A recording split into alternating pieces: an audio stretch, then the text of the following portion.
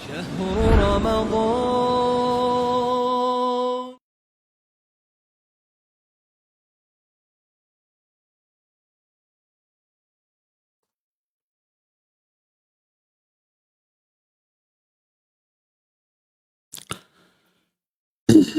Bismillahirrahmanirrahim. Assalamualaikum warahmatullahi wabarakatuh. Innal hamdalillah nahmaduhu wa nasta'inuhu wa nastaghfiruh wa na'udzu billahi min shururi anfusina wa sayyiati a'malina. May yahdihillahu fala mudilla lahu wa may yudlil fala hadiya lahu. وأشهد أن لا إله إلا الله وحده لا شريك له وأشهد أن محمدا عبده ورسوله يا أيها الذين آمنوا اتقوا الله حق تقاته ولا تموتن إلا وأنتم مسلمون وبعد. Hadirin jamaah Masjid Agung Al-Ukhwah Bandung yang Allah muliakan, para pendengar radio Tarbiyah Sunnah Bandung, para pendengar radio Roja di beberapa kota dan radio-radio lain, pemirsa Roja TV dan TV-TV lain yang ikut gabung, para netizen melalui akun apapun dimanapun Anda berada. Alhamdulillah kembali kita berjumpa di hari Kamis yang kedua ini, yang merupakan pengajian rutin yang diselenggarakan oleh Radio Roja Cilengsi, tapi bertempat di Bandung ini. Kita membahas tentang kitab Nasihati Lin Nisa, nasihatku untuk para wanita, karena ini kajian khusus wanita muslimah, tapi tak terlarang bagi para laki-laki. Beberapa pertemuan yang lalu kita sudah selesai membahas beberapa penyimpangan lisan yang banyak dilakukan terutama oleh para wanita, dan beberapa penyebabnya sudah kita berjelaskan juga. Penyebab orang menyimpang lisannya, baik ghibah, dusta, mencela, namimah, dan yang lain-lain. Pertama adalah karena kebodohan, yang kedua karena rusaknya hati. Dan itu sudah kita terangkan di pertemuan yang lalu. Kita lanjut. Salah satu penyimpangan yang banyak dilakukan oleh para wanita muslimah adalah lalainya mereka dalam mendidik anak. Mendidik anak atau tarbiyatul aulad sesuatu yang tidak enteng, tidak ringan, tapi berat. Membutuhkan kesabaran dan metodologi yang tepat. Tidak harus sama metodenya, tergantung karakteristik si anak. Ada anak yang membutuhkan atau perlu diperlakukan dengan lemah lembut, dengan suara yang lirih, yang lunak, tidak dengan suara yang keras.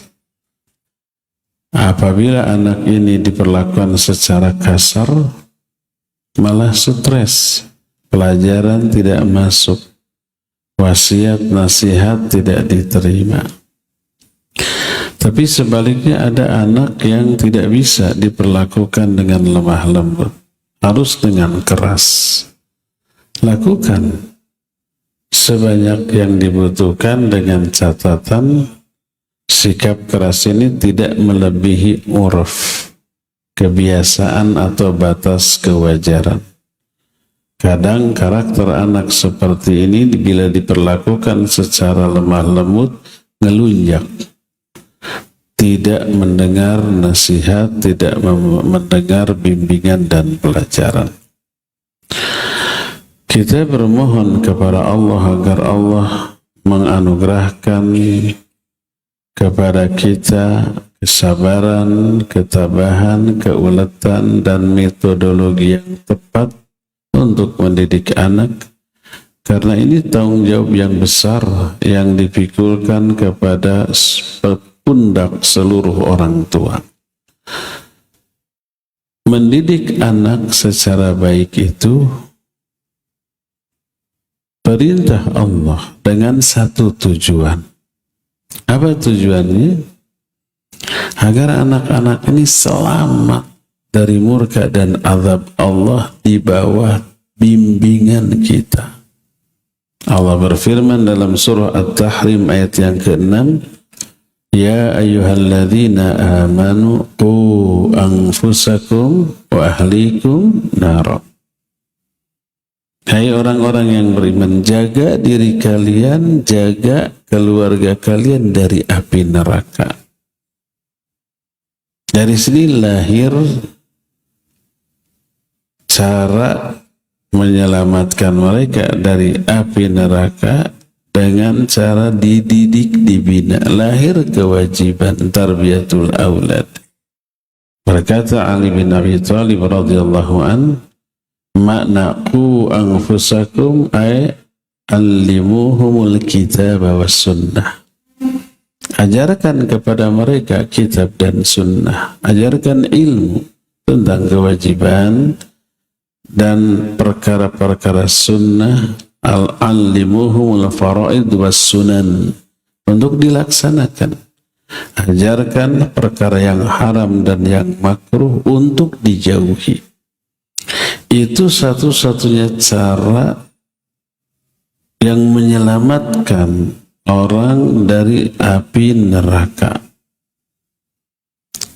Itu yang pertama. Yang kedua, efek dari pelajaran yang diberikan tentang Quran Sunnah menjadikan anak-anak kita soleh dan solihah. Maka jadilah doa yang selalu kita minta dikabul, yaitu Rabbana hablana min azwajina wa dhurriyyatina qurrata a'yun. Ya Allah, berikan kepada kami istri-istri dan anak-anak yang qurrata a'yun, menjadi sumber kebahagiaan kami, yang membuat kami bahagia, tenang, nyaman, tentram. Berkata Imam Al-Qurtubi rahimahullah, ma aqarru ala qalbil muslim atau ala qalbil mu'min syai'an min ayyara azwajahu wa awladahu muti'ina lillahi azza wa jalla. Tidak ada sesuatu pun yang lebih membuat bahagia bagi hati seorang mukmin dibanding melihat istrinya, anak-anaknya semuanya taat kepada Allah. Paling bikin adem, paling bikin tentram. Sebelum subuh anak-anaknya sudah pada bangun, kedengaran ada yang ngaji, ada yang sholat tahajud.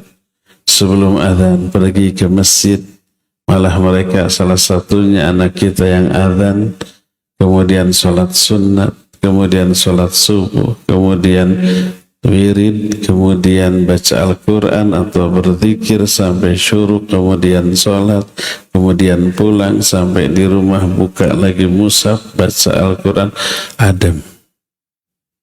Tidak ada yang lebih membahagiakan bagi seseorang selain membuat melihat istrinya, anak-anaknya ahli ibadah, orang-orang yang taat kepada Allah Azza wa Jalla. Di dunia bahagia, di akhirat apalagi. Nanti akan bersama-sama pula satu keluarga ini di surga. Walaupun kualitas, kuantitas amal mereka berbeda, menyebabkan level surga yang ditempatinya berbeda, tapi karena mereka satu keluarga, oleh Allah di satu levelkan di level yang tertinggi yang teraih oleh salah satu anggota keluarga mereka, yang di bawahnya dikatrol. Allah menyatakan dalam Al-Quran, walladzina amanu wattaba'athum dzurriyyatuhum biiman alhaqna bihim dzurriyyatahum.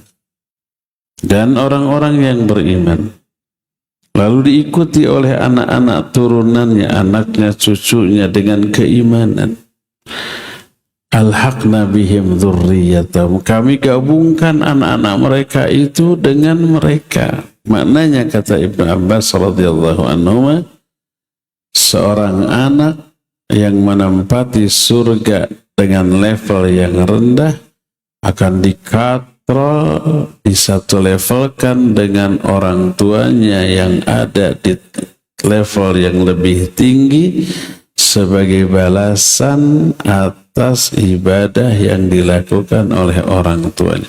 Orang tuanya ahli ibadah, fardu kalaku, sunnah kalampa, yang wajib dilakukan, yang sunnah dilaksanakan. Anak-anaknya hanya yang wajib saja, yang sunnah ditinggalkan. Anak-anaknya ke surga, tapi karena amalnya terbatas, surganya lebih rendah. Orang tua ke surga, tapi karena ibadahnya hebat, lebih tinggi.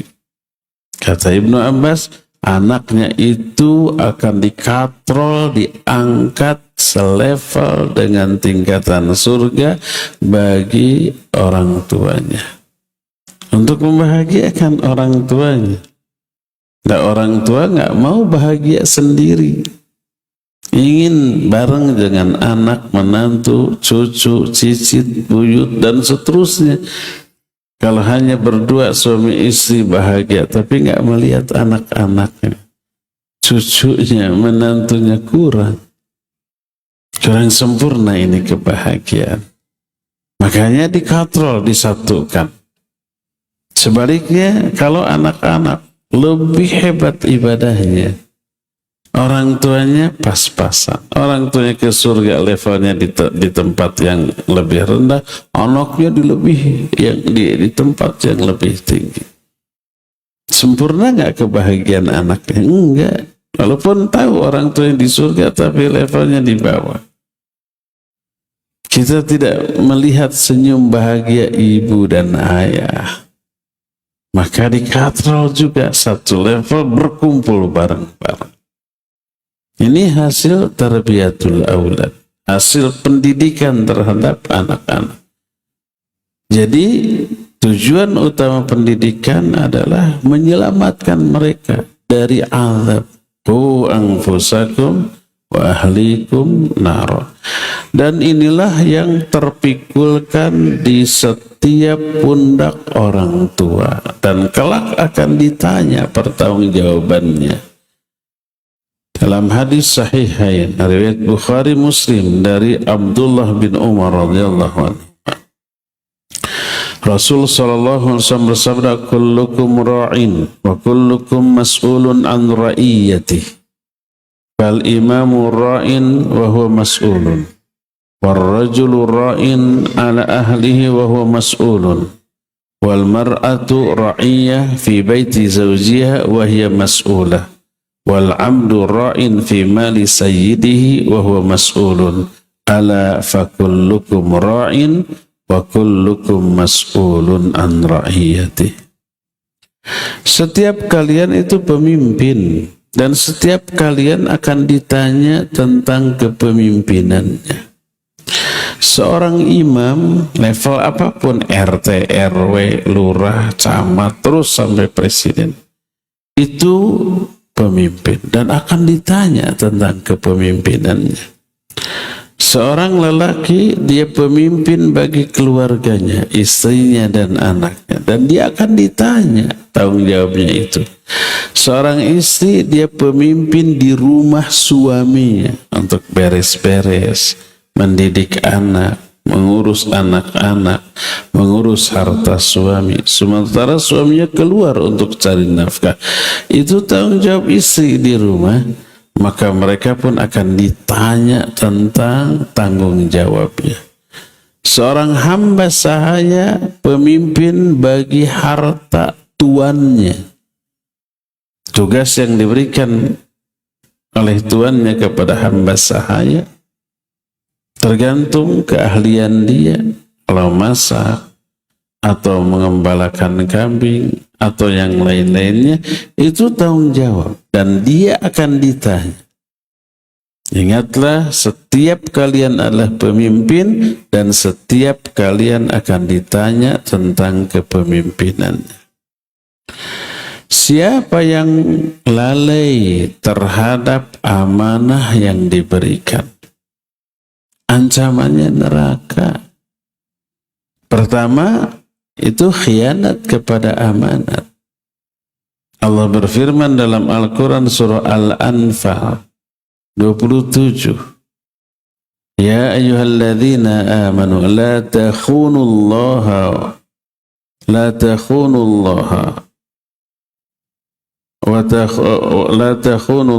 wa rasulahu wa takhunu amanatikum wa antum ta'lamun.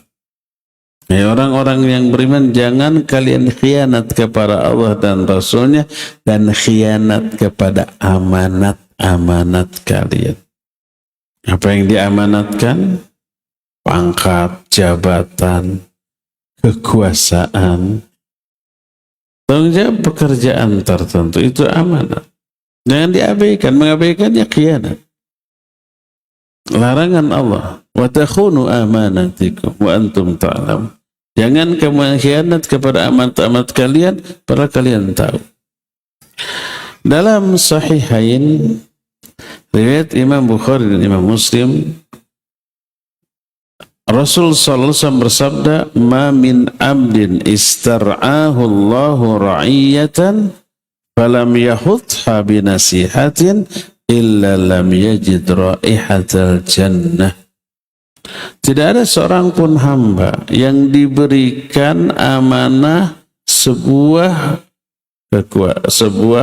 pekerjaan, sebuah tanggung jawab, tapi dia tidak melaksanakan dengan sebaik-baiknya, diabaikan gitu.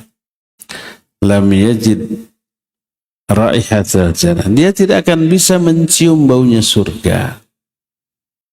Termasuk anak-anak ini amanah yang Allah titipkan kepada kita, kata Allah, jaga. Jangan sampai anak-anak kalian itu masuk neraka. Qu anfusakum wa ahlikum nara. Istri menjadi tanggung jawab suami, anak-anak juga tanggung jawab suami dan ibunya. Maka wajib adanya ta'awun atau kerjasama di atas kebaikan dan takwa dalam bentuk mendidik anak. Wala budda min ta'awunil abawain bi tarbiyati auladihima walau ahmala wahidu minhuma ma alaihi minal mas'uliyah la baqiya janibuhu fihi naqsun illa ma sya'allah.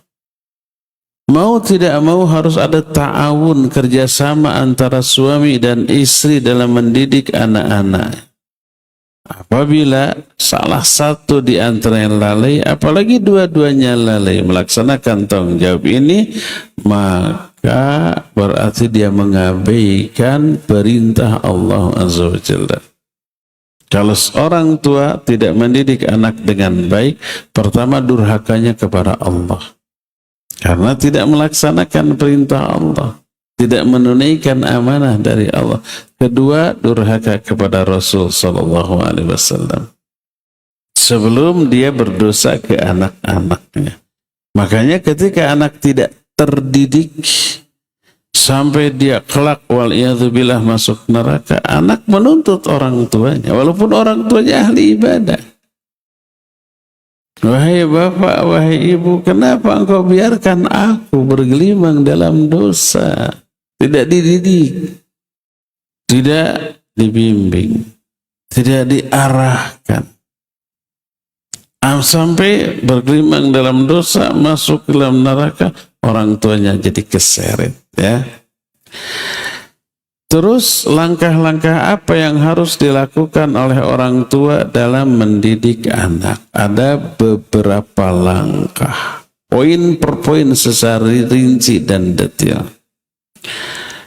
Umpamanya di marhalah ula, di fase yang pertama ketika anak ini masih balita, pendidikan harus sudah tuh dilakukan.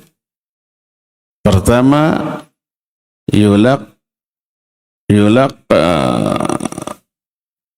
yulaqqanul tiflu lillahi azza wa jalla ma'al isyarah bil asabi ila sama. Pertama, ditalqinkan si anak untuk menyebut lafaz Allah. Ketika anak baru belajar bicara, latih untuk menyebut nama Allah sambil berisyarat dengan telunjuk ke langit. Karena Allah ada di langit. Kata siapa? Kata Allah dalam Al-Quran. A'amintum man fis sama. Apa kalian merasa aman terhadap Allah yang ada di atas langit? Ar-Rahmanu 'alal arsy istawa walladzi khalaqa as-samawati wal arda fi 6 ayyam tsumma istawa 'alal arsy. Dialah Allah yang telah menciptakan langit dan bumi pada waktu 6 hari. Lalu dia istiwa di atas arsy. Istiwanya dengan makna ma yaliqu bi 'azamatihi wa jalalihi. Dengan makna yang layak bagi kemuliaan dan keagungan Allah. Kalau dimaknai, oh kalau begitu Allah nempel di arsy, tidak layak. Bukan begitu maknanya. Oh kalau begitu arsy-nya lebih gede dari Allah. Enggak begitu, itu tidak sesuai dengan keagungan dan kemuliaan Allah. Allah istiwa di atas arsy ba'inun min khalqih, terpisah dari makhluknya, tidak menempel. Bimakna billadhi bima yaliqu bijalalihi wa 'azamatihi, dengan makna yang layak bagi kemuliaan dan keagungan Allah azza wa jalla. La yahtaju ila syai'in min makhluqati, tidak membutuhkan apapun dari makhluknya, termasuk arsy. Allah enggak butuh kepada arsy. Allah enggak butuh kepada langit dan bumi. Istiwanya Allah di atas arsy menunjukkan Allah tinggi di atas seluruh makhluknya. Makanya ketika ada seorang sahabat mau membebaskan salah satu di antara budak-budaknya, dia bingung yang mana yang harus dibebaskan. Minta bantuan kepada Nabi SAW. Oleh Nabi SAW dites. Seorang hamba saya wanita ditanya, Aina Allah? Di mana Allah? Dia menjawab, Allahu fis sama. Allah ada di langit. Wa man ana? Lalu aku siapa? Anta Rasulullah. Engkau adalah utusan Allah. Apa kata Nabi SAW? A'tikha fa innaha mu'minah. Bebaskan dia karena dia seorang wanita mukminah. Salah satunya adalah meyakini Allah ada di langit. Jangan difahami pakai akal, pakai roy. Oh, kalau yang meyakini Allah di atas langit disebut mukminah, yang tidak meyakini dianggap kafir dong. Itu logika dia. Ya enggak. Mukminah di sini maksudnya bukan al-imanul mutlak, tapi mutlakul iman. Sama dengan umpamanya, wallahi la yu'minu, wallahi la yu'minu, wallahi la yu'minu. Demi Allah tidak beriman, tidak beriman, tidak beriman. Itu orang yang suka mengganggu tetangga. Apakah mengganggu tetangga dikatakan tidak beriman itu maknanya kafir? Bukan, nggak sempurna imannya. La yu'minu ahadukum hatta yuhibba li akhihi ma yuhibbu li nafsihi. Tidak beriman salah seorang di antara kalian sehingga dia mencintai kebaikan untuk saudaranya sebagaimana dia mencintai kebaikan untuk dirinya. Nah, kalau ada orang tidak begitu, tidak beriman, apakah maknanya kafir? Bukan, maknanya enggak sempurna imannya. Man kana yu'minu billahi wal yawmil akhir falyaqul khairan aw liyasmut. Siapa yang beriman kepada Allah dan hari akhir, bicara yang baik atau diam. Sekarang ada orang bicaranya kasar, kotor, batil, nyelekit. Apakah tidak beriman itu maknanya kafir? Bukan, nggak sempurna imannya, rusak iman. Jadi kembalikan pemahaman ayat atau hadis ini kepada kaidah yang didasarkan kepada ayat-ayat dan hadis lain yang dibeberkan oleh para ulama. Sebab ada orang yang berlogika, oh kalau orang yang meyakini Allah ada di atas langit disebut mukminah, berarti kalian mengkafirkan yang tidak beriman demikian. Ya enggak begitu. Itu logika dia. Nah, jadi sebut nama Allah sampai isyarat ke langit, menunjukkan Allah itu ada di langit. Terus kedua, apabila engkau memberikan makanan, apapun bentuknya, kue, roti, latih dia untuk menerima dengan tangan kanan. Barang, uang atau apapun, nih kasih. Pakai tangan kiri, dilatih untuk dengan tangan kanan. Bila dikasih minuman atau makanan yang panas, ajarkan jangan ditiup, karena Nabi SAW melarang hal tersebut. Sebagaimana dijelaskan dalam Sahih Bukhari dan Muslim, hadis yang diterima dari Abu Qatadah radhiyallahu anhu. Jadi kasih contoh, kasih pemahaman yang sesuai dengan kemampuan daya tangkap mereka. Akhirnya anak itu dengan cepat beradaptasi, menyerap pelajaran, dibiasakan, lalu jadi kebiasaan. Begitulah menanamkan pendidikan dengan membiasakan dalam keseharian, rutinitas sehari-hari, akhirnya menjadi akhlak. Tertanamlah fitrah yang baik dalam diri seorang anak. Pelajaran yang baik sesuai dengan fitrahnya. Nabi SAW menyatakan, "Ma min mauludin illa yuladu alal fitrah." Tak ada satupun bayi yang lahir kecuali lahirnya di atas fitrah.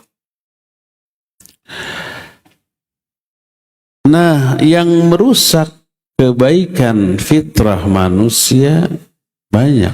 Pertama tentu saja syaitan. Kedua, lingkungan. Yang paling dekat lingkungan keluarga, orang tuanya, kakaknya, adiknya itu. Kalau tidak dikondisikan, dibiasakan dengan kebiasaan-kebiasaan baik, apalagi dengan dibiasakan kebiasaan-kebiasaan buruk, anak menyerap pelajaran keburukan tersebut. Menyimpanglah mereka dari fitrah. Berkata Rasul sallallahu alaihi wasallam bahwa Allah Azza wa Jalla berfirman, "Inni khalaqtu ibadi hunafa fajtalathumus syayatin." Aku ciptakan hamba-hambaku itu dalam kondisi hanif, dalam kondisi bersih. Hanif itu selalu cenderung kepada kebenaran, kepada kebaikan. Lalu disimpangkanlah oleh syaitan laknatullahi alaih. Caranya syaitan itu berupaya membentuk lingkungan yang buruk di rumah tangga kaum muslimin. Maka hati-hati jamaah sekalian. Jangan umpamanya membiasakan anak dikasih tontonan. Walaupun film kartun umpamanya, asal anteng. Tapi isinya tidak mendidik. Ada kata-kata kotor, ada celaan, ada bulian. Nanti anak belajar. Ada dendam gitu. Itu semua buruk terserap oleh anak. Dari mereka dari apa yang mereka lihatlah anak-anak kita menyerap pelajaran. Ada di film itu penjahatnya bersikap kasar. Nanti diikuti. Itu yang lebih masuk daripada perilaku orang-orang baik, protagonis di adegan film tersebut. Yang lebih terserap adalah karakter antagonisnya. Nanti terserap. Jika mereka kasar, kata-kata mereka juga tidak layak dikatakan oleh seorang anak. Udah, itu tandanya Allah mencabut kebaikan pada diri keluarga tersebut. Berkata Rasul SAW, Inna Allah idha arada bi ahli baitin khaira adkhala alaihim rifqa. Apabila Allah menginginkan kebaikan dalam sebuah kehidupan rumah tangga, Allah masukkan ke rumah tangga itu kelemah lembutan. Orang tuanya bersikap lemah lembut ke anak-anaknya. Anak-anaknya lemah lembut antar sama mereka, adik ke kakak, kakak ke adik. Jangan dibiasakan memarahi pembantu ketika salah, apalagi di hadapan anak. Anak langsung menyerap. Bersikaplah lemah lembut juga. Jangan bedakan perlakuan ke pembantu dengan anggota keluarga yang sebenarnya. Anggap pembantu anggota keluarga sendiri. Nanti anak melihat, oh belajar kelemah lembutan, ya.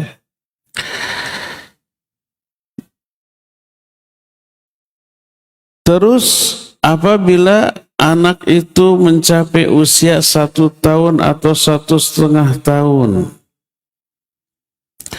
terus mereka ingin makan dan minum, ajarkan basmalah terlebih dahulu sebelum menyuap.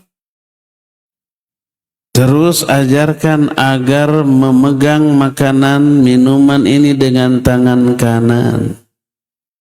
Ajarkan kalau ada banyak makanan, ambil dari yang terdekat.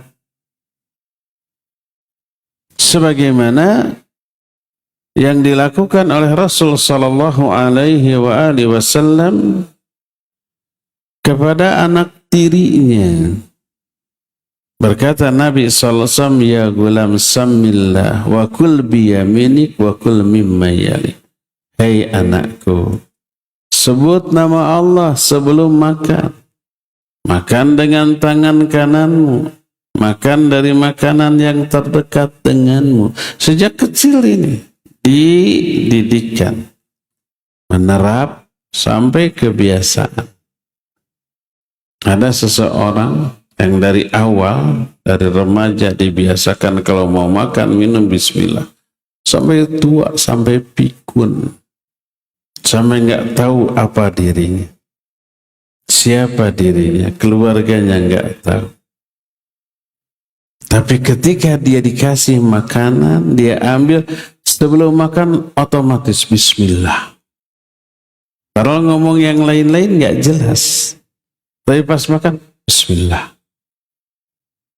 Sudah otomatis. Kebiasaan yang mendarah daging yang sudah tidak bisa dipisahkan dari kehidupan. Apabila anak ini sudah mulai mampu berpikir dan menyerap penjelasan dengan akalnya, dengan otaknya, ajarkan rukun Islam, ajarkan rukun iman. Karena ini fondasi bagi agama kita. Berkata Rasul sallallahu alaihi wasallam dalam hadis yang diriwayatkan dari Ibnu Umar radhiyallahu anhuma, muttafaqun alaih, Nabi alaihi salatu wasallam bersabda, buniyal Islam ala khamsin, syahadati an la ilaha illallah wa anna Muhammadar Rasulullah wa iqamis shalah wa ita'iz zakah wal haji wa shaumi Ramadan. Islam ini dibangun di atas 5 rukun, 5 tiang.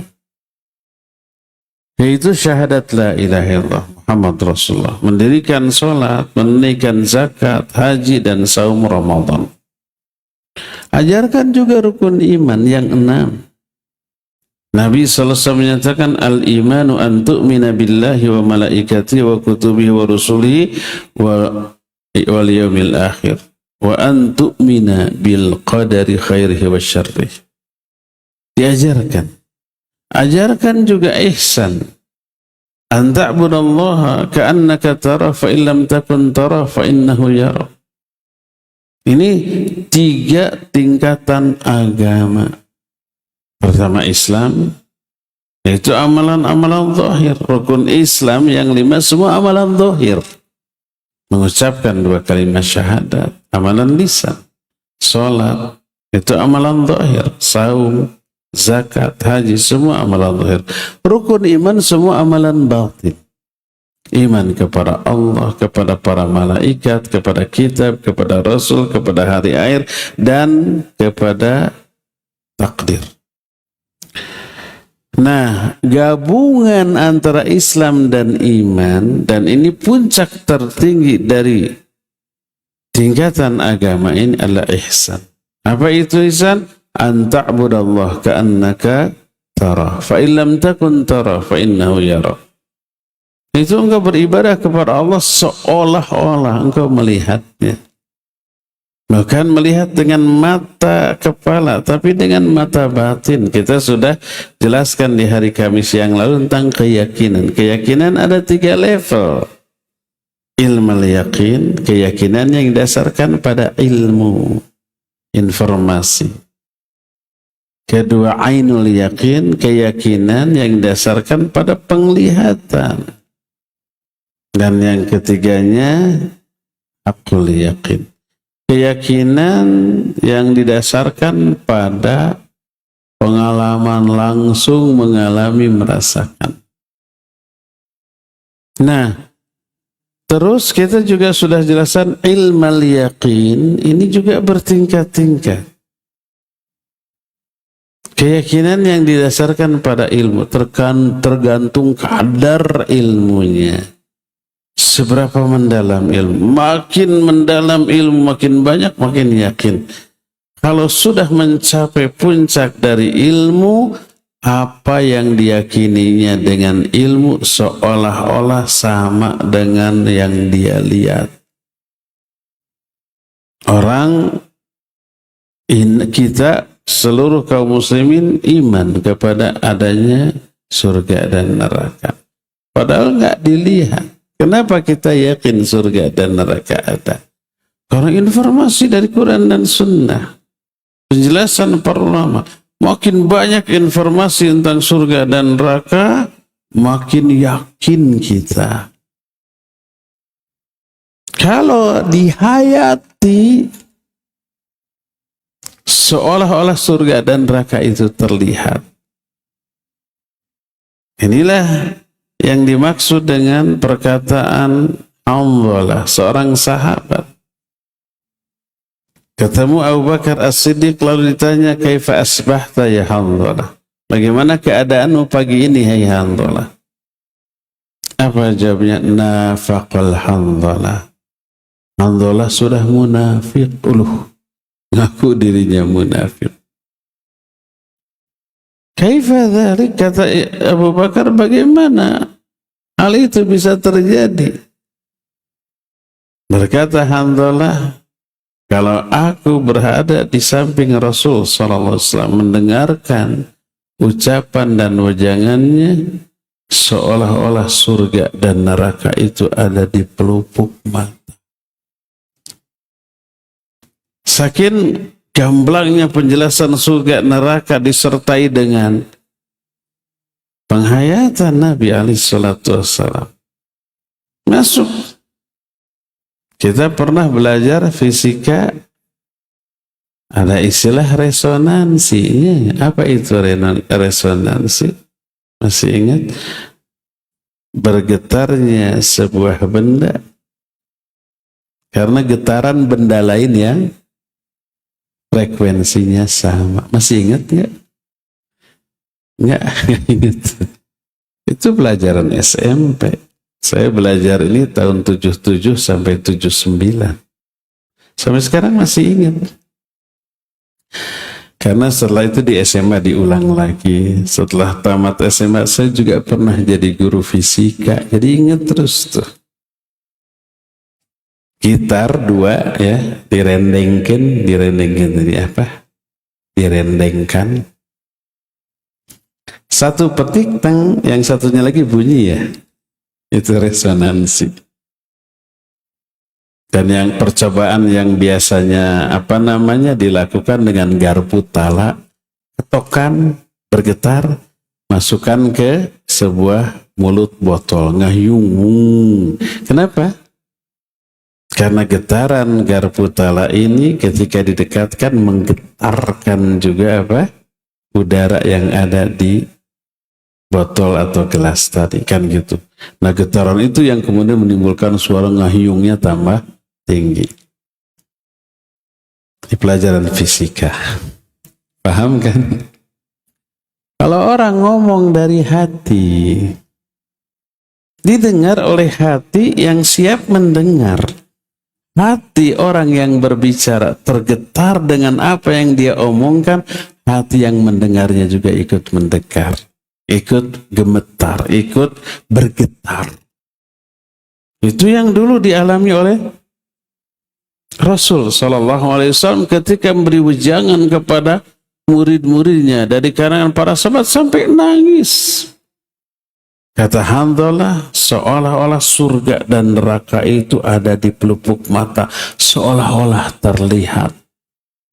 Saking mendalamnya penghayatan terhadap ilmu tentang surga dan neraka. Demikian juga tentang Allah Azza wa Jalla. Allah itu gaib.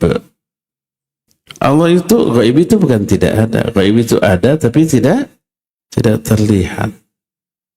Tidak terjangkau oleh panca indera kita. Tapi kita yakin Allah ada berdasarkan informasi yang sampai kepada kita tentang Allah Azza wa Jalla. Maka kenali Allah melalui asma dan sifatnya. Ketika seseorang belajar asma dan sifat Allah secara mendalam dan benar, maka dia mengenal Allah seolah-olah melihatnya. Ini yang dimaksud dengan ihsan. An ta'budallaha ka'annaka tarah. Fa in lam takun tarah fa innahu yarak. Kalau kamu tidak melihatnya, dia yang melihat. Muraqabah. Kita dilihat, selalu diawasi oleh Allah. Namanya muraqabah.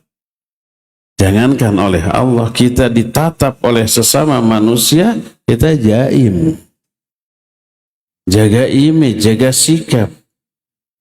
Kalau mengerjakan sesuatu, dilihat, ditonton, disungguh-sungguhkan. Tidak lalai, tidak asal-asalan. Karena dinilai oleh orang. Baru oleh manusia, apalagi oleh Allah Azza wa Jalla. Nggak berani bermaksiat, nggak berani lalai dalam mengerjakan perintahnya. Allah melihat, para malaikat menyaksikan dan mencatat. Itu ihsan. Ini puncak dari level agama. Ajarkan rukun Islam, rukun iman, ihsan, yang penjelasannya disesuaikan dengan kadar kemampuan sang anak.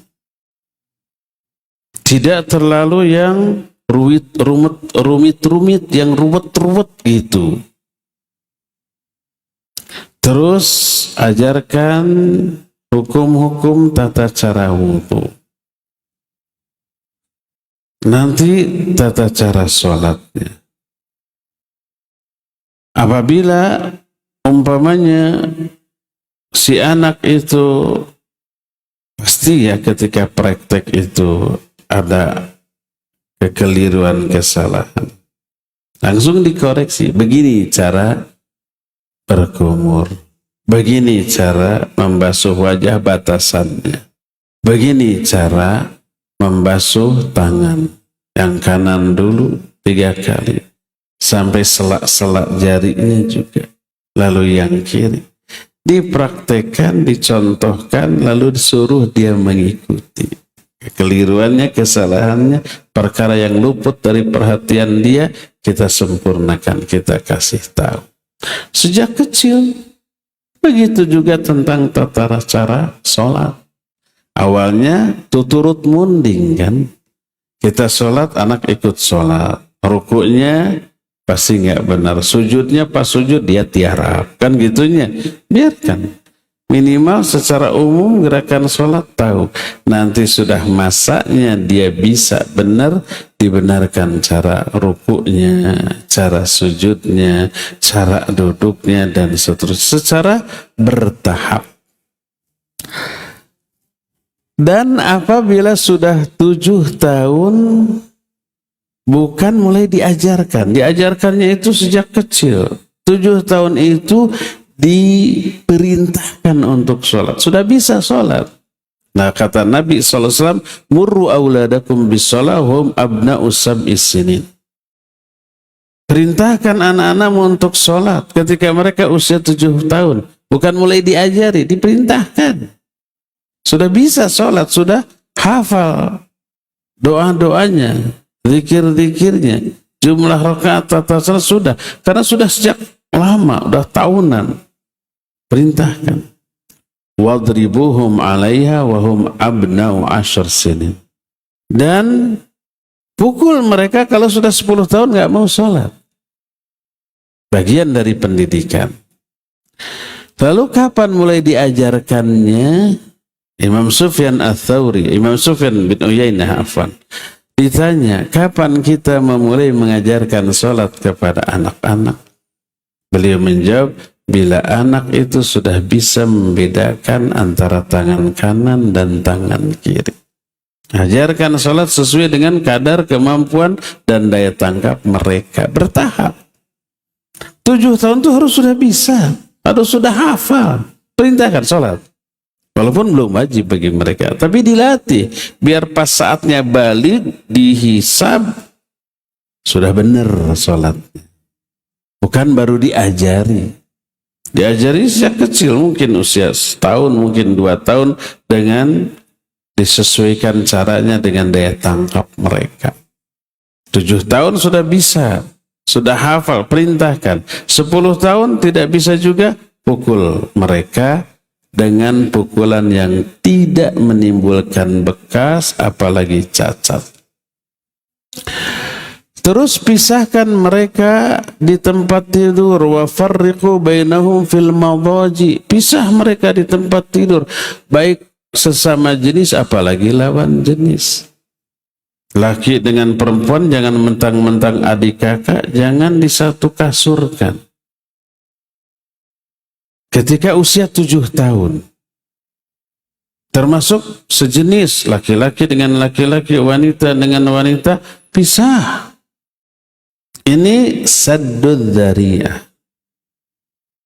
Menutup pintu-pintu keburukan. Adanya insting menyukai sesama jenis karena mengabaikan hal ini. Awalnya dibiarkan mereka itu umpamanya bobok bareng satu kasur, bahkan satu selimut, satu bantal. Ingat, nalurinya itu sudah muncul di sana. Termasuk munculnya perasaan suka kepada sesama jenis karena diabaikannya hal ini. Jangan dianggap menyukai sesama jenis itu kudrat, fitrah, dari sononya. Enggak, dari sononya mah normal. Hanya ada aspek syariat yang dilanggar sejak kecil, diabaikan oleh orang tuanya. Seperti satu selimut bareng, satu kasur bareng. Pisahkan. Walaupun bednya itu kecil untuk satu orang, pisahkan. Satu ini yang kecil satu orang, yang satu orang lagi yang lain kecil. Nggak apa-apa. Daripada besar berdua. Satu selimut, satu kasur. Pisahkan. Kata Nabi SAW, wa qarribu bainahu fil madaji. Pisahkan mereka itu di tempat tidur. Juga latih mereka untuk saum, terutama Ramadan. Belum wajib bagi mereka, tapi orang tua harus melatihnya. Dan itu dilakukan oleh para sahabat. Sebagaimana diterangkan bahwa oleh seorang sahabat namanya Khalid bin Dakwan dari Rubayyi binti Muawwidh, dia berkata, Arsalan Nabi sallallahu alaihi wasallam ghadata Asyura ila qura al-Ansar. Man asbaha muftiran falyutimma baqiyata yaumihi wa man asbaha shaiman falyasum. Rasul SAW mengutus pada hari Asyura ke beberapa desa bangsa Ansor. Hari Asyura itu tanggal 10 Muharram, dan dulu wajib 10 Muharram wajib sebelum turunnya saum Ramadan. Setelah turun saum Ramadan baru jadi sunnah dan yang wajib Ramadan. Waktu itu 10 Muharram wajib saum Asyura. Nabi mengutus orang lalu berkata, siapa yang pagi hari ini sudah makan, hendaklah berhenti makan dan sisa waktunya lanjutkan dengan saum. Siapa yang hari ini saum, terus sempurnakan saumnya sampai sore, sampai maghrib. Maka berkata Rubai binti Muawidh, fakunna nasumuhu ba'du wa nusawwimu sibyanana wa naj'alu lahumul lu'bah minal ihan. Fa idza baka ahaduhum 'alal ta'am a'tainahu dzaka hatta yakuna indal iftar. Maka kami pun sejak saat itu selalu saum, dan kami pun menyuruh anak-anak kami yang masih kecil untuk saum. Dan kami membuat sebuah mainan dari bulu-bulu. Apabila salah seorang di antara anak kami menangis karena lapar, ingin makan, kami berikan mainan itu. Lalu dia anteng, kata orang Sunda, kabebenjokeun laparnya dengan permainan itu. Ini nasional. Apa kabebenjokeun teh? Terbebenjokkan dengan mainan itu. Jadi lupa lagi kepada laparnya karena dikasih mainan sampai tiba saatnya berbuka, ya. Jadi dilatih, walaupun anak kecil belum wajib tapi latih. Jangan sampai anak kecil biarkan. Jangan dulu suruh saum, kasihan. Nanti kalau sudah balik baru suruh saum. Karena tidak terlatih, pas balik nggak sanggup saum. Padahal sudah diwajibkan bagi mereka. Karena tidak dilatih sejak awal. Tapi kalau sudah dibiasakan sejak 5 tahun, 6 tahun sudah tamat, pas saatnya balik sudah terbiasa. Enteng bagi mereka, ya. Selain itu, ajarkan akidah yang benar kepada anak-anak disesuaikan dengan kemampuan dan daya tangkap mereka. Berkata Rasul SAW kepada Ibnu Abbas yang saat itu masih remaja, ABG. Apa kata Nabi SAW? Ya gulam inni u'allimuka kalimat. Aku akan ajarkan kepadamu beberapa kalimat. Ihfadillah yahfadka. Ihfadillah tajidhu tujahak. Jaga Allah olehmu, Allah akan menjagamu. Pelihara Allah olehmu, kamu akan mendapati Allah berada di hadapan. Maksud menjaga Allah, menjaga agamanya. Jaga syariatnya. Laksanakan semua perintahnya, jauhi semua larang, itu menjaga Allah. Allah akan menjagamu. Siapa yang menjaga agama Allah, Allah akan menjaganya. In tansurullaha yansurkum. Apabila kamu menolong agama Allah, Allah akan menolong kamu. Wa yuthabbit aqdamakum. Menolong Allah, membela Allah, diaplikasikan dalam bentuk membela agamanya. Jangan sampai menggunakan royu. Allah mah nggak perlu dibela, nggak perlu ditolong. Allah mah gagah. Ini orang pakai otak. Siapa yang berniat membela Allah itu menghinakan Allah, seolah-olah Allah itu butuh pertolongan kita. Omongannya ini seperti benar. Kalau seperti berarti nggak benar. Orang itu seperti monyet. Oh, berarti bukan monyet tuh. Seperti benar berarti nggak benar. Bertolak belakang dengan ayat Allah menyuruh kita menolong agama Allah. Ya ayyuhalladzina amanu kunu ansarallah. Hai orang-orang yang beriman, jadilah kamu penolong-penolong Allah. Bukan berarti karena Allah lemah butuh pertolongan, bukan. Tapi ini nih,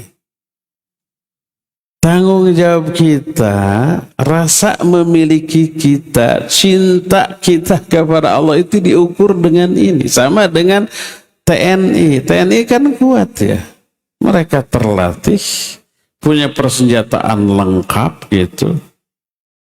Ada pasukan-pasukan hebat, ada Kopassus, ada Kostrad, ada Kopasgat, ada Marinir, Denjaka, pelatih, terlatih.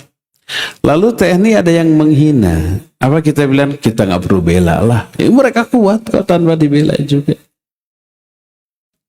Di mana perhatian kita, kebanggaan kita kepada TNI? Kalau TNI dihina, kita diam saja. Kita bela minimal secara lisan. Jangan gitu, mereka pelindung-pelindung kami, gitu kan gitu ya. Negara dihina orang. Lalu apa kita bilang? Oh, negara kita kuat lah. Kalau dihina orang nggak perlu kita bela. Apa begitu? Di mana cinta kita kepada negara? Ketika negara kita dihina oleh orang lain, oleh bangsa lain, kita diam. Pasti kita bela. Mau berhasil, mau tidak, ketika membela itu minimal kita tunjukkan atensi dan cinta kita kepada negara ini. Kan gitu. Walaupun perang dengan negara lain pasti kalah karena kekuatan, persenjataan, teknologi, banyaknya prajuritnya, pasti kita kalah.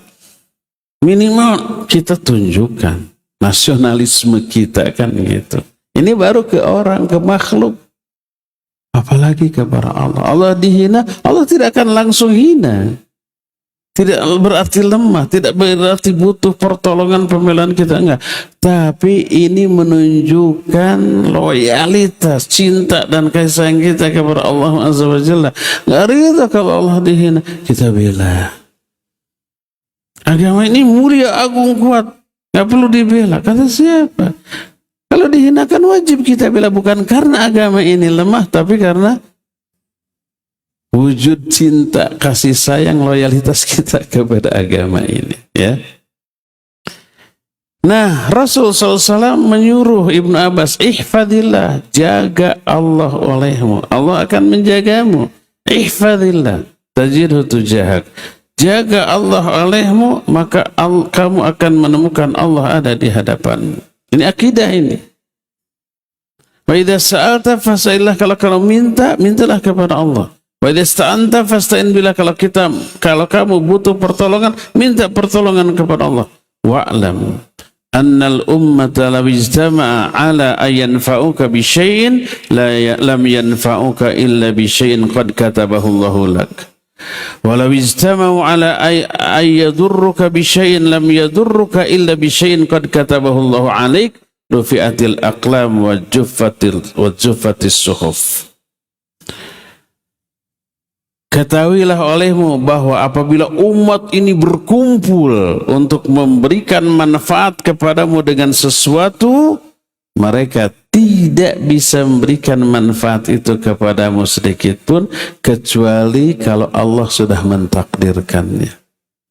Dan kalau semua umat berkumpul untuk membahayakanmu, memberi madarat dengan sesuatu, mereka nggak akan bisa memberi madarat sedikit pun, kecuali kalau Allah sudah mentakdirkan hal itu atasmu. Telah diangkat kolam, kolam itu catatan takdir sudah diangkat, nggak akan ada lagi perubahan, dan suhuf, lembaran catatan takdir sudah kering, nggak akan dihapus, nggak akan dirubah. Ini wasiat Nabi SAW kepada Ibnu Abbas ketika masih ABG. Semuanya berisi akidah, ya. Ini beberapa poin yang harus kita ajarkan kepada anak-anak ketika mendidik mereka. Nah, jemaah sekalian, poin pendidikan yang harus diajarkan ini masih ada banyak poin yang belum kita terangkan. Kita akan teruskan nanti di bulan yang akan datang. Sekarang cukup sampai di sini saja dulu karena waktunya sudah habis. Kita masuki sesi tanya jawab. Wa sallallahu ala nabiyina Muhammadin wa ala alihi wa ashabihi wasallam. Walaupun ini kajian Radio Roja Cilengsi, tapi khusus tanya jawab untuk jamaah yang ada di sini, kecuali esok hari Jumat baru langsung dari Radio Cilengsi.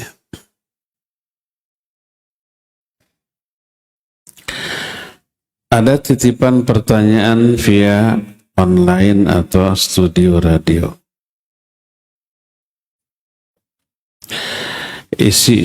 Penanya butuh sekali jawaban namun tidak bisa keluar hadir kajian karena sedang dalam masa iddah.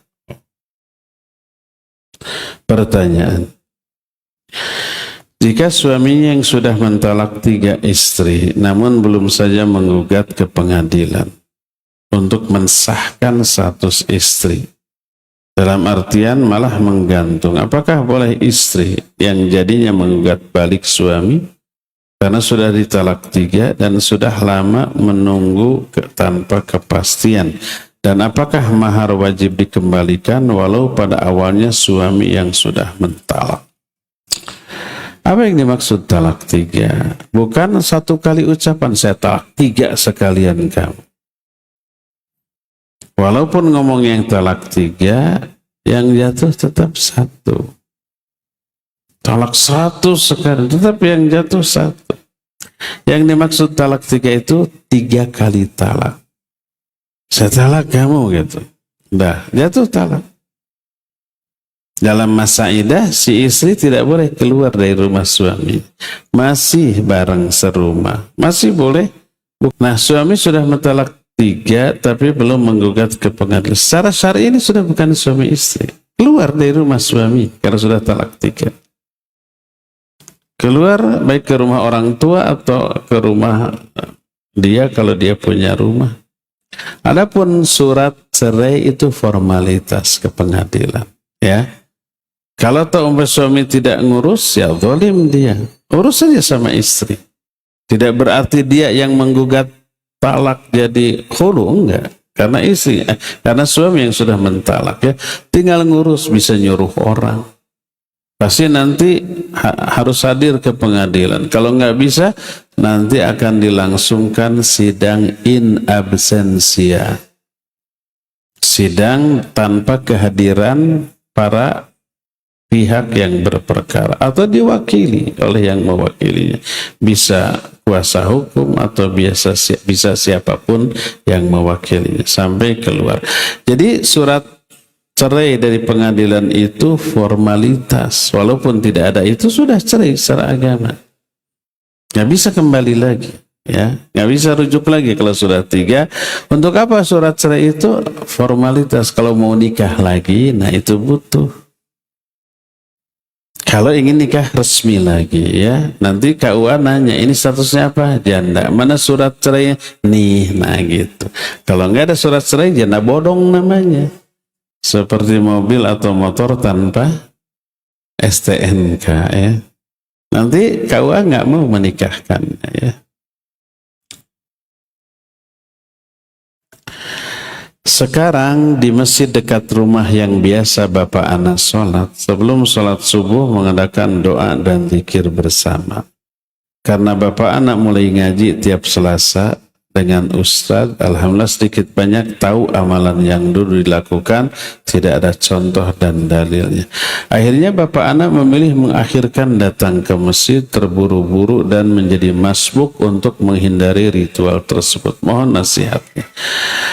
Datang aja lebih awal, sibukkan diri dengan zikir atau baca Al-Quran atau dengan sholat sunat, ya. Kalau umpamanya sebelum subuh kan ini bisa witir dulu, kalau belum witir tahajud dulu, kalau belum tahajud di rumah, ya. Kalau sudah di rumah tahajud dengan witirnya, baca Quran, masuk tahiyatul masjid dulu, kemudian baca Quran, zikir dan seterusnya. Tidak ikut ritual mereka sehingga tidak harus masbuk, ya. Bisa diantisipasi. ayah saya masih merokok. Lagi viral kasus rokok. Terkadang tidak pulang ke rumah serta judi. Judi ini atau sudi? Judi. Saya merantau untuk kerja di Bandung. Setiap bulan saya berikan uang hanya untuk ibu saya. Hanya kadang-kadang untuk bapak saya. Karena saya khawatir jika rutin memberikan hanya untuk digunakan untuk maksiat. Apakah tidak mengapa jika saya melakukan demikian? Saya seorang akhwat. Bilang aja, Pak, ini jangan untuk rokok, jangan untuk judi ya, untuk makan, untuk yang bermanfaat. Gitu. Kalau bapaknya bilang iya, ternyata dibelikan rokok, ya itu mah di luar tanggung jawab kita ya. Gak apa-apa. Suami saya memiliki niat baik ingin mengajak anak istrinya berkumpul ke surga. Bagus. Tapi sikap suami saya kurang baik terhadap saya di depan anak-anak saya. Tidak bagus itu. Saya sering berselisih faham, terkadang lalai dalam sholat dan kurang mencerminkan sosok ayah bagi anak-anak saya. Saya ingin ke surga, tapi penyebab ke surga diabaikan. Ya. Pertanyaan saya dalam mendidik anak, bagaimana saya harus bersikap? Tetap tunaikan kewajiban kepada suami, beri nasihat suami dengan cara yang layak di momen yang tepat. Ya. Terus didik anak-anak. Kalau umpamanya suaminya tidak ada waktu atau tidak memiliki perhatian dalam mendidik anak, ibunya didik anak-anak ya.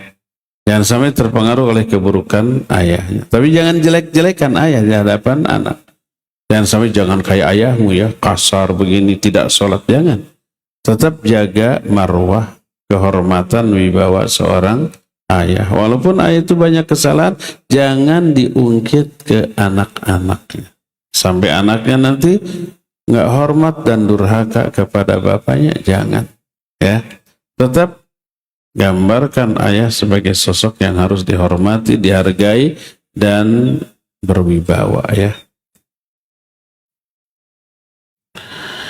Saya seorang ibu yang punya 2 anak.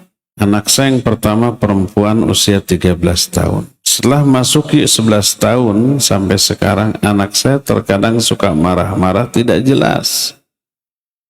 Turunan, buat. Atau moodnya suka berubah-ubah. Mungkin ibunya dulu begitu. Dan terkadang membuat saya sebagai ibu menjadi baper dan terkadang sampai sedih. Al-jaza'u min jinsil amal. Balasan sesuai dengan jenis perbuatan. Mungkin emaknya dulu begitu, terasa sekarang. Makanya bagi anak-anak yang belum punya anak, bagi anak-anak yang masih remaja, masih orang tua, jadilah anak soleh yang penurut supaya anaknya kelak begitu. Kalau sekarang bandel ke orang tua, melawan gitu ya, tidak menurut, itu nanti dibalas oleh Allah, anaknya akan begitu pula nanti ya. Al-jaza'u min jinsil amal. Jadi kalau kita sebagai orang tua sedih melihat anaknya bandel, ingat, itu hukuman atas kebandelan kita waktu anak-anak kepada ibu kita, orang tua kita. Saya pernah mendengar katanya anak itu tidak boleh membuat orang tua bersedih atau sampai membuat orang tua menangis. Betul. Nah, saya harus seperti apa Ustadz untuk menghadapi anak saya yang sekarang sudah masuki usia remaja yang memiliki mood yang berubah-ubah. Pertama, taubati kesalahan-kesalahan kita dulu ke orang tua. Kalau orang tua sekarang masih ada, minta maaf. Minta diikhlaskan semua kesalahan dia waktu kecil ya. Mungkin itu balasan bagi kebandelan kita ya. Kalau umpamanya sudah tidak ada orang tua, doakan orang tua, tobat kepada Allah Azza wa Jalla. Ini yang pertama. Kedua, didik anak. Walaupun kita dulunya bandel, terus setelah dewasa kita sadar lalu bertobat, Jangan sampai kebandlan kita ini ya diikuti oleh anak kita. Dulu kita bandel karena kurang terdidik oleh orang tua. Sekarang kita punya anak didik. Bisa? Bisa. Ada kalanya seorang orang tua dulu dia bandel ketika jadi anak. Setelah dewasa dia sadar, tobat, kemudian pas punya anak dididik secara baik. Anaknya tidak seperti dia waktu kecil, enggak. Biasa, baik, terdidik, terarah. Jadi anak itu karakter yang terbentuk pada dirinya akan dia serap dari lingkungan. Ya, lingkungan terdekat adalah keluarga. Kelalaian orang tua dalam mendidik anak, memperhatikan anak, menyebabkan anak menyerap dari pergaulannya. Kalau nggak ada filter, terserap semua keburukan. Jadi bandel. Jadi aja suka marah-marah tepuk. Lihat teman-temannya, lihat tontonannya. Mungkin meniru karakter antagonis yang ada di tayangan yang dia tonton. Ya. Jadi pertama, tobat. Yang kedua, didik anak kita. Ketiga, doakan. Ambil tuh doa dari Al-Quran. Rabbana hablana min azwajina wa dhurriyyatina, ya. Rabbana hablana minas salihin. Rabbana hablana min ladunka dhurriyyatan thayyibah innaka sami'ud du'a. Rabbi ij'alni muqimas shalah wa min dhurriyyati rabbana wa taqabbal du'a. Rabbi ij'alni muqimas shalah wa min dhurriyyati. Itu doa-doa dari Al-Quran, doa para nabi agar anak-anaknya soleh dan solihah, ya. Baca doa itu terutama dalam sujud ketika sholat. Bagaimana cara agar bisa berlemah lembut dalam berbicara? Jangan kasar aja. Insya Allah jadi lemah lembut. Walaupun sedang tidak marah, tapi kami kalau ngomong bernada tinggi atau ngegas eta. Coba setel lagi pergasnya, ya. Langsamnya itu diturunkan ke bengkel. Sampai kami baru sadar saat anak kami bicaranya bernada tinggi sama temannya, persis seperti kami bicara eta. Bagaimana caranya? Sadari, ya, tetap berlemah lembut. Bagaimana caranya? Ingat, raih rahmat Allah. Rahmat Allah bila turun ke seseorang akan melunakkan hati orang itu, melembutkan sikapnya yang kasar. Ini efek rahmat. Kata Allah, "Fabima rahmatin minallahi linta lahum. Walau kunta faddan ghalidhal qalb lanfaddu min hawlik." Itu Ali Imran 159. Karena rahmat Allah kepadamu, kamu bersikap lunak kepada mereka. Kalau kamu bersikap kasar dan keras, mereka lari menjauhimu. Ayat ini mengisyaratkan Nabi bersikap lemah lembut karena rahmat Allah. Rahmat ini yang membentuk karakter yang baik menjadi lemah lembut. Cari rahmat Allah. Di mana? Dari majelis kajian seperti ini. Kalau kita berkumpul di masjid Allah, ngaji, Allah turunkan rahmat. Banyak baca Al-Quran, banyak berzikir, banyak berdoa, dan bergaul dengan orang-orang yang lemah lembut. Jauhi pergaulan dengan orang-orang yang kasar sikapnya, ya. Jadi ada 5 poin.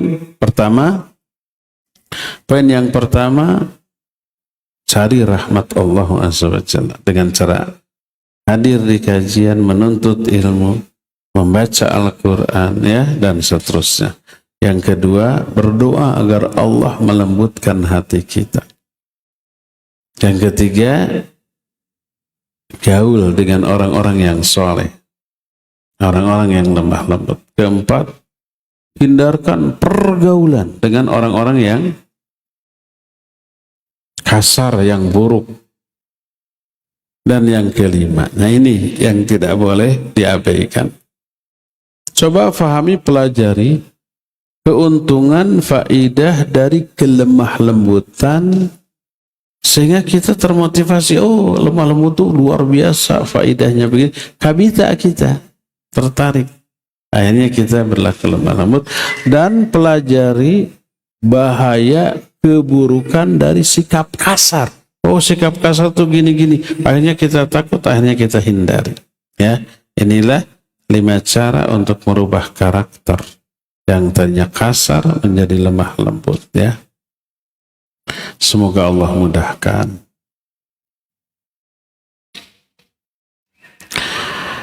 Bagaimana apabila menjanjikan sebuah hadiah atau reward pada anak agar sang anak bisa melakukan hafalan ingin masuk pesan? Boleh, nggak apa-apa. Itulah metodologi Allah di dalam memerintahkan hamba. Allah tidak hanya memerintahkan hamba, tapi juga ngasih reward. Siapa yang melakukan ini, kasih pahala ini, kasih surga, kasih ampunan, diluaskan rezekinya, digampangkan urusannya. Itu iming-iming. Plus ada ancaman. Siapa yang tidak melakukan ini diancam dosa, neraka, azab, dipersulit kehidupannya. Ya, itulah metodologi Allah Azza wa Jalla. Boleh kita terapkan dalam mendidik? Boleh. Jadi anak agar termotivasi dikasih hadiah atau pujian, ya, atau iming-iming janji yang menyenangkan. Boleh diancam dengan hukuman, boleh. Kalau tidak melakukan ini dihukum. Hukumannya apa? Yang tidak melanggar syariat, umpamanya dikurangi jajannya, nggak boleh keluar rumah untuk main, dan seterusnya. Boleh dipukul? Boleh. Kalau itu perlu. Seperti yang tidak sholat dipukul. Seperti Imam Az-Zuhri. Imam Az-Zuhri itu tabi'in. Orang tuanya itu sahabat. Beliau mengatakan, kanu yadribunana alal ahdi wal amanah wa nahnu 6 sinin atau 7 sinin. Para orang tua kami suka memukul kami kalau kami melanggar janji atau mengabaikan amanah, padahal kami masih 6 atau 7 tahun. Memukul dilakukan oleh para sahabat ke anak-anaknya kalau mereka itu melanggar syariat, ya. Tentu saja ini tahapan terakhir setelah dinasihati, setelah diberikan wejangan-wejangan. Kalau wejangan, nasihat, ancaman tidak ada dampaknya, baru pukulan itu dilakukan, ya. Boleh ngasih reward, iming-iming agar mereka semangat. Tapi nanti mereka nggak ikhlas. Awalnya begitu. Tapi lama-lama kalau sudah mereka itu terbiasa menjadi kebutuhan. Mau dikasih hadiah mau tidak, akhirnya begitu. Dulu istri saya itu ke anak-anak diberi iming-iming kalau belajar Iqra. Pokoknya kalau sehari tamat 1 lembar dikasih uang jajan 500 rupiah. Tahun 90-an. Kalau mau jajan harus lembar lagi. Datu lagi main tuh tiba-tiba pulang, Umi mana Iqra? Terus dibaca, ulet sampai 4 lembar. 2000 Umi 4 lembar. Jadi cepat dia. 6 jilid itu selesai dengan waktu yang cepat. Tapi setelah 6 jilid terus sampai ke Quran, mereka tidak lagi nagih. Mana? Tidak lagi udah tamat Iqra 6 sudah ke Quran, apakah selembar jadi 1000? Enggak. Terus tadarus sendirinya, ya. Kalau sudah menjadi kebiasaan nanti, apalagi sudah merasa nikmat ketika membaca Al-Quran dan menghafalkannya, nggak peduli lagi dengan reward, ya.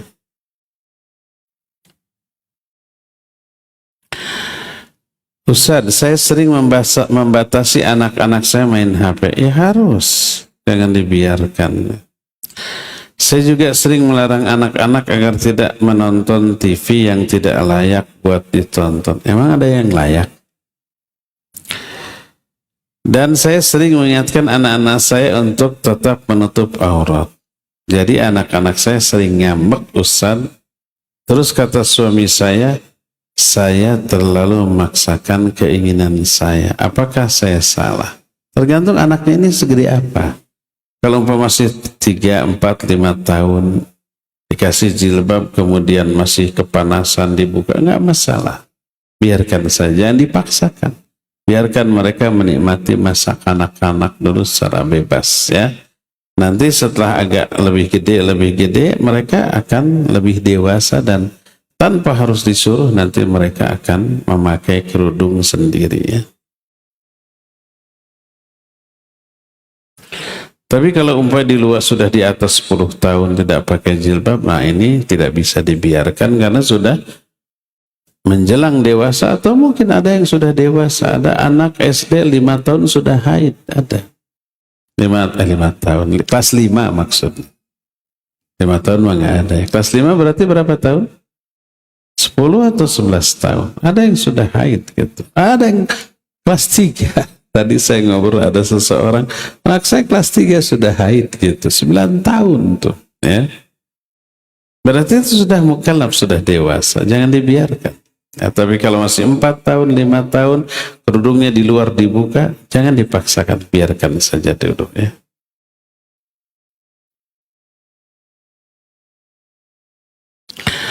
Saya pernah 2 kali keguguran, usia 8 dan 11 minggu. Tapi janin tidak berkembang dan gugur alami. Janin tidak berbentuk normal dan hancur ketika gugur. Apakah mereka termasuk anak-anak kami? 11 bulan sudah, 11 minggu. Sudah 4 bulan belum? 4 bulan berapa minggu? 4 kali 4? 16. Berarti belum ditiupkan ruh. Belum jadi anak. Jadi kalau keguguran sebelum ruh ditiupkan, maka itu darah yang keluar dianggap darah istihadah, bukan darah nifas. Tidak dianggap melahirkan. Bayinya tidak dianggap anak. Tidak harus diberi nama, tidak harus dikuburkan, dan dia bukan nifas, masuk kategori istihadah.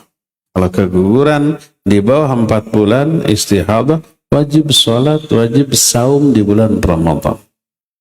Kalau mengalami itu di bulan Ramadan. Kecuali kalau sudah di atas 4 bulan ruh sudah ditiupkan lalu mati keguguran. Maka itu dianggap nifas, dianggap melahirkan. Anaknya dikasih nama. Dan dia dianggap nifas. Sama dengan nifas melahirkan, nggak boleh sholat, nggak boleh saum Ramadan. Tapi nanti harus wajib diqadha. Jadi para wanita harus tahu hukum keguguran. Berapa usia keguguran? Kalau sudah 4 bulan sudah ditiupkan ruh, itu sudah jadi anak. Kalau keguguran 1 sama dengan melahirkan, berarti dia nifas, nggak boleh sholat, nggak boleh saum, nanti wajib diqadha saumnya, kalau sholatnya enggak. Dan anaknya dikasih nama. Ya.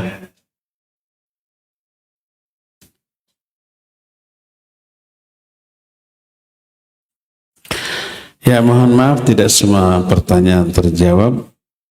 Waktunya sudah cukup sampai di sini. Insyaallah kita jumpa kembali besok, melanjutkan kajian kitab Mukhtasar Ma'arijil Qabul ya. Insyaallah juga ada buka bersama seperti biasa. Subhanakallahum bihamdik asyhadu an la ilaha illa anta astaghfiruka wa atubu ilaik walhamdulillahi rabbil alamin. Wassalamualaikum warahmatullahi wabarakatuh.